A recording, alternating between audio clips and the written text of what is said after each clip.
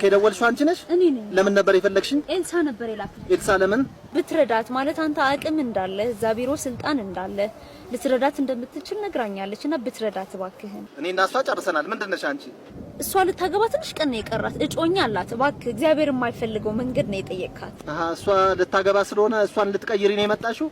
እንደዛ ከሆነ አያዋጣም። ምክንያቱም እሷ በእንዳንቺ አይነቱ 15 ሴትና በሁለት ልጃገረድ ነው የሚመነዘረው።